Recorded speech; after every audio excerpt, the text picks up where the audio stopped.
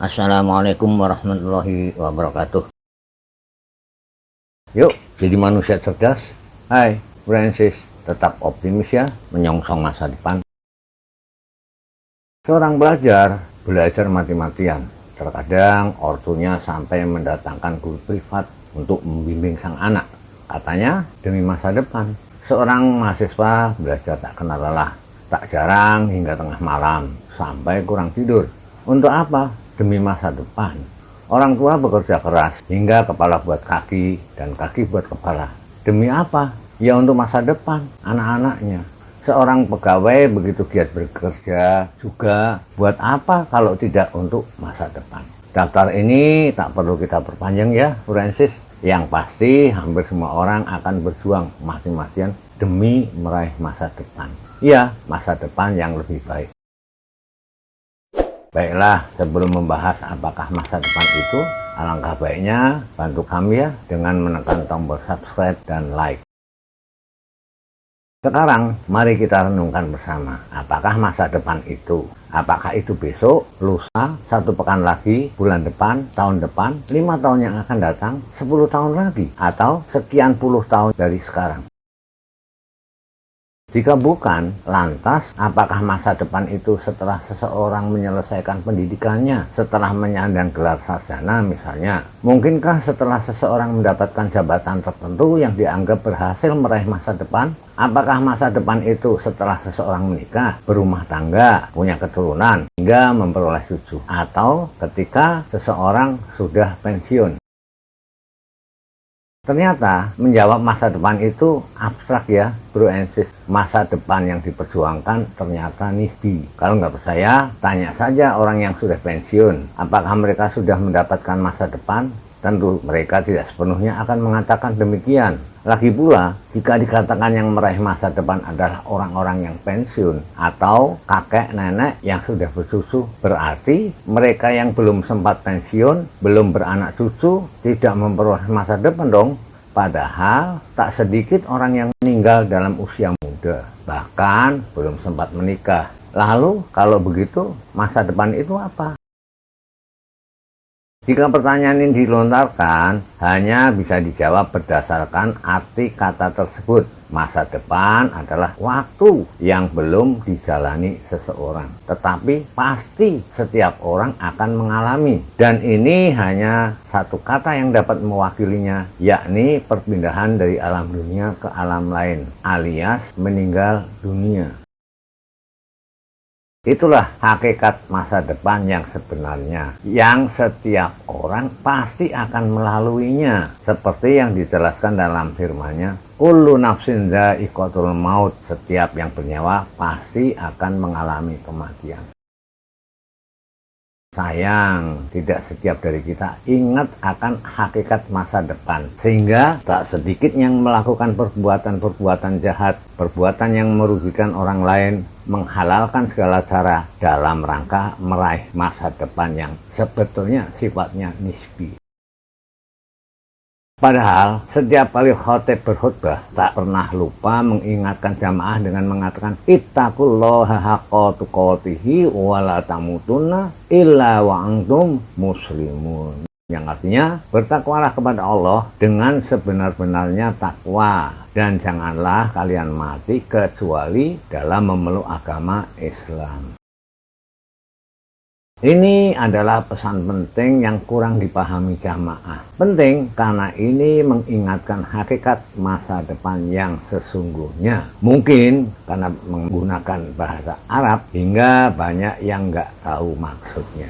Karena kalimat ini tak pernah diterjemahkan atau diucapkan dalam bahasa yang dipahami jamaah. Sementara itu, muqaddimah khutbah seringkali bukan hanya menggunakan bahasa Arab, melainkan juga diterjemahkan dalam bahasa setempat atau menggunakan bahasa Indonesia. Padahal justru yang penting untuk dipahami jamaah adalah pesan tentang masa depan yang akan dialami setiap manusia.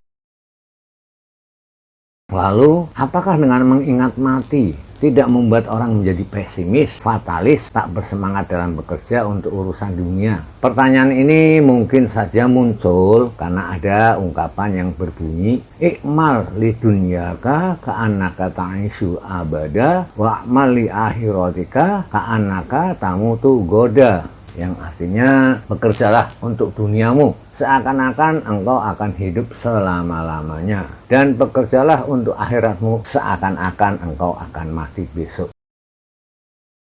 Sepintas, ungkapan ini seolah-olah untuk menimbulkan semangat dalam bekerja, baik untuk urusan dunia maupun akhirat. Karena merasa akan hidup selama-lamanya, kita akan bersungguh-sungguh dalam bekerja untuk urusan dunia. Sementara, jika sedang beribadah, kita akan bersungguh-sungguh karena besok tak punya kesempatan lagi untuk melakukannya.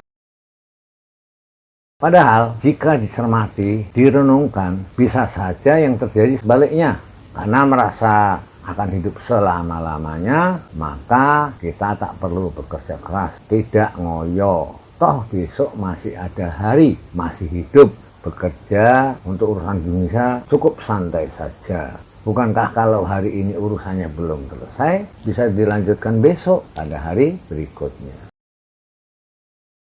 Beda dengan jika yang kita jadikan pedoman adalah firman-Nya. Wa idza jaa ajaluhum la yastakhiruna sa'atan wa la yastaqdimun. Apabila datang waktu kematian, maka ia tak dapat ditunda atau dipercepat walau hanya sesaat. Lihat deh Al-Quran pada surat 16, surat An-Nahl ayat 61. Karena kematian akan mendatangi kita setiap saat, bahkan mungkin besok kita akan mati, maka kita akan tetap serius melakukannya. Tidak santai, baik untuk urusan dunia maupun urusan akhirat. Sebab besok kita tak punya kesempatan lagi untuk melanjutkan pekerjaan tersebut. Jika sedang berusaha untuk urusan dunia, kita akan sepenuh hati bersungguh-sungguh agar yang kita upayakan hari ini menghasilkan sesuatu yang maksimal. Bahkan jika memungkinkan bisa memperoleh sesuatu, sebutlah keuntungan misalnya, yang dapat dijadikan warisan untuk anak-anak. Karena setiap insan tak ingin mewariskan utang. Jika perlu malah bisa mewariskan harta benda. Meski sebetulnya warisan yang terbaik adalah iman dan ilmu. Dengan ingat bahwa kematian mengintai setiap saat, maka ketika berusaha untuk urusan dunia, kita pun akan hati-hati. Kita tidak akan melakukan perbuatan culas atau menghalalkan segala cara. Karena perbuatan ini akan dipertanggungjawabkan saat kita memasuki masa depan, memasuki alam lain. Manusia yang paling utama adalah manusia yang paling baik akhlaknya. Manusia yang cerdas adalah orang yang paling baik mengingat kematian dan paling baik dalam mempersiapkan bekal untuk menghadapi kehidupan dunia setelah kematian. Mereka adalah orang-orang yang berakal.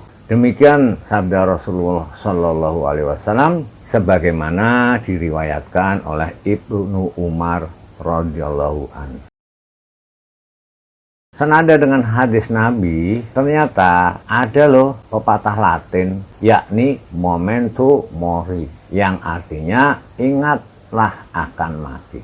Ini dimaksudkan agar apa yang kita lakukan hari ini akan menjadi sesuatu yang sangat memiliki arti bagi diri kita dan orang lain jika besok kita meninggal.